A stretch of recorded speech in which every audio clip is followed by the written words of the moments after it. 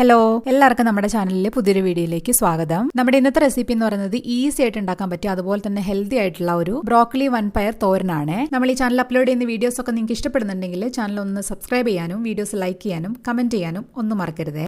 അപ്പോൾ നമ്മുടെ ഹെൽത്തി ആയിട്ടുള്ള ഈ ഒരു തോരന് വേണ്ടിയിട്ട് ഞാനിവിടെ ഒരു മീഡിയം വലുപ്പത്തിലുള്ള ബ്രോക്കലിയാണ് എടുത്തിട്ടുള്ളത്. അത് ഇതുപോലെ കുറച്ച് വലിയ അല്ലികളായിട്ട് തന്നെ ഒന്ന് അടർത്തി വെച്ചിട്ടുണ്ട്. അപ്പോൾ ഞാനിവിടെ അതിന്റെ തണ്ടോട് കൂടി തന്നെയാണ് എടുത്തിട്ടുള്ളത്. ഇനി നമുക്കിതൊന്ന് ക്ലീൻ ചെയ്തിട്ട് എടുക്കണം. അപ്പോൾ ചില സമയത്ത് ബ്രോക്കലി അതുപോലെ തന്നെ കോളിഫ്ലവർ ഒക്കെ എടുക്കുന്ന സമയത്ത് അതിന്റെ ഇടയിൽ പുഴുവൊക്കെ ഉണ്ടാവാൻ ചാൻസ് ഉണ്ട്. അപ്പൊ അതുകൊണ്ട് തന്നെ നമുക്ക് അരിഞ്ഞെടുക്കുന്നതിന് മുന്നേ നന്നായിട്ടൊന്ന് ചൂടുവെള്ളത്തിൽ ഇട്ടിട്ടൊന്ന് ക്ലീൻ ചെയ്തിട്ട് എടുക്കാം. അപ്പൊ അതിന് വേണ്ടിയിട്ട് ഞാനിവിടെ ഒരു ടേബിൾ സ്പൂണോളം ഉപ്പ് ചേർത്ത് കൊടുത്തിട്ടുണ്ട്. ഇനി ഈ ഒരു ബ്രോക്കലിയിലേക്ക് നമുക്ക് ചൂടുവെള്ളം ചേർത്ത് കൊടുക്കാം. ഒരുപാട് തിളച്ച വെള്ളമല്ല, അന്ന് അത്യാവശ്യം നന്നായിട്ടൊന്ന് ചൂടായിട്ട് വന്നിട്ടുള്ള വെള്ളമാണ് ചേർത്ത് കൊടുക്കുന്നത്. ഇതൊന്ന് മുങ്ങിക്കിടക്കാൻ പാകത്തിന് മാത്രം നമുക്ക് വെള്ളം ചേർത്ത് കൊടുക്കാം. ഇനി നമുക്ക് ഇതൊരു 10 മിനിറ്റ് അങ്ങനെ തന്നെ വെക്കാം. ഇനി നമുക്ക് വേണ്ടത് വൻപയറാണ്. ഞാനിവിടെ വേവിച്ചതാണ് എടുത്തിട്ടുള്ളത്. ഇവിടെ 1 കപ്പ് എടുത്തിട്ടുണ്ട് കേട്ടോ. ഞാൻ വേവിച്ചതിന് ശേഷമുള്ള അളവാണ് ഞാൻ പറഞ്ഞത് 1 കപ്പ് എന്നുള്ളത്. ഇത് ഞാൻ വെള്ളവും ഉപ്പും മാത്രം ഇട്ട് വേവിച്ച് വെച്ചിട്ടുള്ളതാണ് കേട്ടോ. ഇനി നമുക്ക് ഈ ഒരു തോരന് വേണ്ടിയിട്ടുള്ള ഒരു തേങ്ങയുടെ കൂട്ട് റെഡിയാക്കി എടുക്കാനുണ്ട്. അതിന് വേണ്ടിയിട്ട് ഞാനിവിടെ ഒരു 1/4 കപ്പ് ചിരകിയ തേങ്ങ ഒരു മിക്സിയുടെ ജാറിലേക്ക് ഇട്ട് കൊടുത്തിട്ടുണ്ട്. തേങ്ങയിലേക്ക് ഞാനിവിടെ 4 ചെറിയ ഉള്ളി ചേർത്ത് കൊടുക്കുന്നുണ്ട്. അതുപോലെ തന്നെ ഒരു 2 അല്ലി വെളുത്തുള്ളിയും കൂടെ ചേർത്ത് കൊടുക്കുന്നുണ്ട്. ഇനി ഞാനിവിടെ അത്യാവശ്യം എരിവുള്ള 2 പച്ചമുളക് ചേർത്ത് കൊടുക്കുന്നുണ്ട്. ഞാനിവിടെ ഒരു 1/2 ടീസ്പൂണിലും കുറച്ചും കൂടെ കുറവ്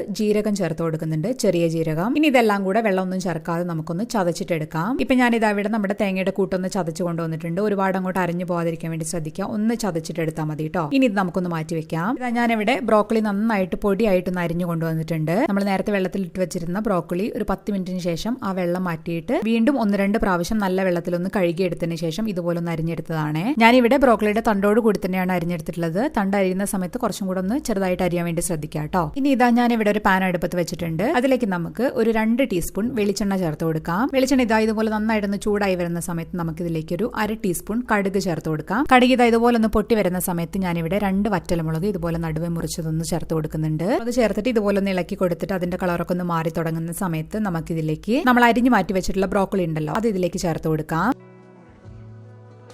ഇനി ഞാൻ ഇതാ ഇവിടെ ഒരു തണ്ട് കറിവേപ്പില ചേർത്ത് കൊടുക്കുന്നുണ്ട്. കൂടെ തന്നെ ഒരു 1/2 ടീസ്പൂൺ ഉപ്പും കൂടെ ചേർത്ത് കൊടുത്തിട്ട് നമുക്ക് നന്നായിട്ടൊന്ന് ഇളക്കി കൊടുക്കാം. അപ്പൊ ഈ ഒരു ബ്രോക്കലിക്ക് ഒരുപാട് വേവൊന്നും ഇല്ല കേട്ടോ. നമുക്ക് പെട്ടെന്ന് തന്നെ വെന്ത് കിട്ടുന്ന ഒരു പച്ചക്കറിയാണിത്. തീ ഒരു മീഡിയം ഫ്ലെയിമിലൊക്കെ വെച്ചിട്ട് ഞാൻ ഇവിടെ 2 മിനിറ്റ് ഒന്ന് ഇളക്കി കൊടുക്കുന്നുണ്ട്. ഇനി നമുക്കിതൊന്ന് അടച്ചു വെച്ചിട്ട് വേവിക്കാം. തീ നന്നായിട്ട് കുറച്ച് വെച്ചിട്ട് ഒരു 2-3 മിനിറ്റ് മാത്രം ഒന്ന് അടച്ചു വെച്ചിട്ട് വേവിച്ചാൽ മതി കേട്ടോ. ഇപ്പൊ ഇതാ ഒരു 3 മിനിറ്റിന് ശേഷം ഞാനൊന്ന് തുറന്നു നോക്കിയിട്ട് ഒന്ന് ഇളക്കി കൊടുത്തിരുന്നു. ഇനി നമുക്കിതിലേക്ക് നമ്മൾ നേരത്തെ ചതച്ച് മാറ്റി വെച്ചിട്ടുള്ള തേങ്ങയുടെ കൂട്ടുണ്ടല്ലോ, അത് ചേർത്ത് കൊടുക്കാം. ഇനി ഈ തേങ്ങ ഒന്ന് വെന്ത് വരാൻ വേണ്ടിയിട്ട് ഇതുപോലെ ബ്രോക്കലിയൊക്കെ തേങ്ങയുടെ മുകളിലൂടെ ഇട്ട് കൊടുത്തിട്ട് നമുക്ക് ഇതുപോലെ ഒന്ന് കൂട്ടി വെച്ചിട്ട് ഒന്ന് അടച്ചു വെച്ച് കൊടുക്കാം. അപ്പൊ ഈ ഒരു സമയത്ത് അടച്ചു വെച്ച് വേവിക്കുന്നത് ഒരു 1 to 1.5 മിനിറ്റ് മാത്രം ഒന്ന് അടച്ചു വെച്ചാൽ മതി കേട്ടോ. ആ തേങ്ങയുടെ പച്ചച്ചോ ഒന്ന് ചെറുതായിട്ടൊന്ന് മാറി കിട്ടിയാൽ മതി നമുക്ക്. ഇപ്പൊ ഇതാ ഞാനൊന്ന് തുറന്നു നോക്കിയിട്ട് വീണ്ടും ഇതുപോലെ നന്നായിട്ടൊന്ന് ഇളക്കി കൊടുക്കുന്നുണ്ട്. അപ്പൊ ബ്രോക്കലി ഞാൻ നേരത്തെ പറഞ്ഞ പോലെ ഒരുപാട് വേവൊന്നുമില്ല, പെട്ടെന്ന് തന്നെ വെന്ത് കിട്ടിക്കോളും. പിന്നെ അതുപോലെ തന്നെ ഒരുപാട് അങ്ങോട്ട് വെന്ത് പോയി കഴിഞ്ഞാൽ അത്ര ടേസ്റ്റ് ഉണ്ടാവില്ല കേട്ടോ. അപ്പൊ ഒരുപാട് അങ്ങോട്ട് വേവിക്കാതിരിക്കാൻ വേണ്ടി പ്രത്യേകം ശ്രദ്ധിക്കുക. അപ്പൊ ഞാൻ ടേസ്റ്റ് ചെയ്ത് നോക്കുന്ന സമയത്ത് കുറച്ച് ഉപ്പിന്റെ കുറവുണ്ടായിരുന്നു, അതും കൂടെ ചേർത്ത് കൊടുക്കുന്നുണ്ട് ഞാനിവിടെ. ഇനി നമുക്ക് നമ്മൾ നേരത്തെ വേവിച്ച് മാറ്റി വെച്ചിട്ടുള്ള 1 കപ്പ് വൻപയർ ഉണ്ടല്ലോ, അതും കൂടെ ചേർത്ത് കൊടുത്തിട്ട് നമുക്ക് തീ ഒരു മീഡിയം ഫ്ലെയിമിൽ വെച്ചിട്ട് നന്നായിട്ട് ഇതുപോലെ ഇളക്കി കൊടുക്കാം. അപ്പൊ ആ വൻപയറിൽ ചെറുതായിട്ടൊരു വെള്ളത്തിന്റെ ഒരു അംശം ഉണ്ടല്ലോ, അപ്പൊ അതുകൊണ്ട് അതൊന്ന് മാറി കിട്ടാൻ വേണ്ടിയിട്ട് നന്നായിട്ട് ഇതുപോലെ നമുക്ക് തുറന്നു വെച്ചിട്ടുണ്ടെന്ന് ഇളക്കിയിട്ട് ആ വെള്ളം ഒന്ന് വറ്റിച്ചിട്ടെടുക്കാം. ഇപ്പൊ ഞാൻ ഇവിടെ ഇളക്കി കൊടുക്കാൻ തുടങ്ങിയിട്ട് 1 മിനിറ്റ് ഒക്കെ ആയിട്ടുണ്ട് കേട്ടോ. അപ്പോഴത്തേക്ക് ആ വെള്ളമൊക്കെ ഒന്ന് പോയിട്ട് നമുക്ക് തോരൻ നല്ല ഡ്രൈ ആയിട്ട് കിട്ടിയിട്ടുണ്ട്.